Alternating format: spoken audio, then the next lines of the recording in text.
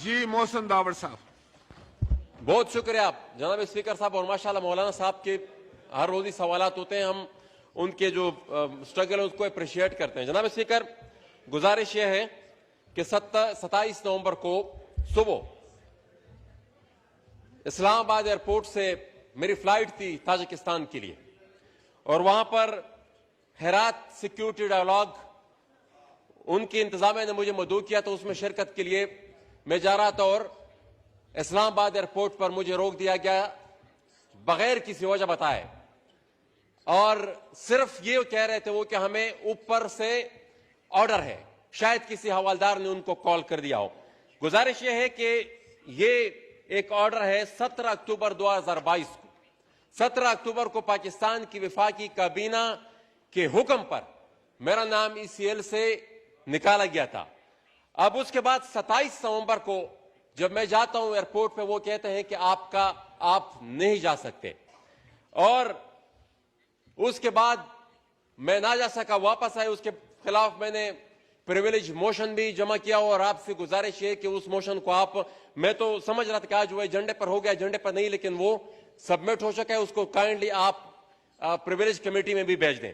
लेकिन जनाब स्पीकर, गुजारिश यह है कि ये आदम एतमाद और ये जो नया रिजीम यहां पर आई, अब मैं यहां पर किसको सुनाऊं?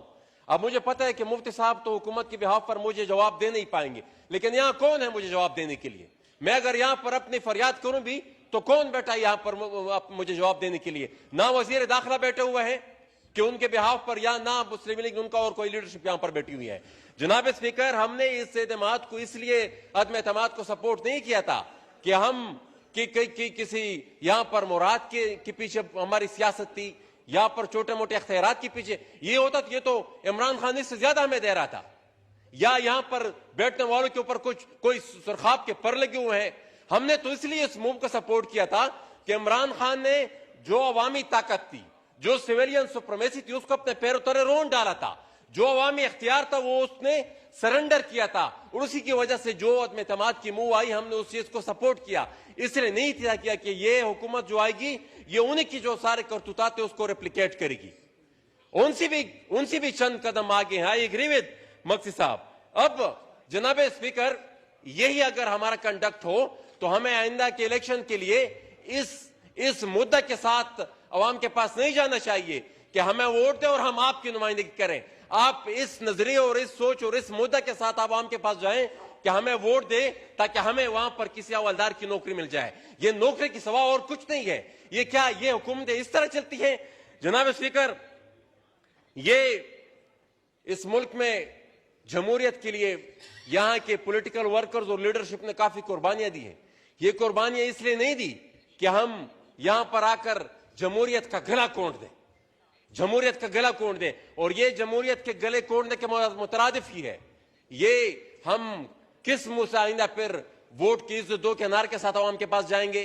जब ये अमल होता रहा, मेरी जात कोई मसला ही नहीं है, हम तो कितने अरसे से क्या क्या कुछ नहीं फेस करता रहे, लेकिन ये बात है कि जब फिर हम दावा करें तो फिर दावा भी ना करें।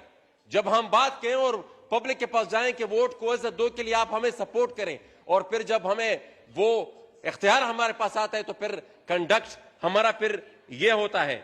और जनाब स्पीकर, मैं मजीद तो नहीं ज्यादा कुछ कहना चाहता, मैं सिर्फ यही कहना चाहूंगा कि ये जो हुक्मनामा है, ये जो ऑर्डर हुआ है विफाकी हुकूमत की तरफ से 17 अक्टूबर को, और इस हुक्म को एक हवलदार अपने पैरों तले रोनता हुआ चला गया, और नोबडी नोस कि उनको किसने डिक्टेशन दी, और विफाकी हुकूमत की तरफ से कोई जवाब ही नहीं है। मतलब कुछ ना कुछ कोई वजाहत तो होती ना। अब तक मिसाल 3-4 दिन हो गए, अब तक कोई वजाहत ही नहीं दे रहा है कि भाई क्या हुआ। तो मेरी गुजारिश यह है कि इसको आप प्रिविलेज कमेटी में भेज दें, और इंटीरियर सेक्रेटरी और DGFIA को आप वहां पर बुलाए। मैंने इसका गिला किया भी नहीं है कि आपने अपने केसेस तो पहले हफ्ते में खत्म कर दिए, अपना नाम तो ECL से पहले हफ्ते में निकलवा दिया। अली वजीर अभी तक जेल में पड़ा हुआ है, प्रोफेसर इस्माइल और उनकी अहलिया गुलाला इस्माइल के वालिदैन अभी तक अदालतों की शक्कर काट रहे हैं। तो ये शायद फिर ये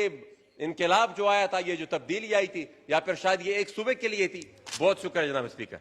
थैंक यू।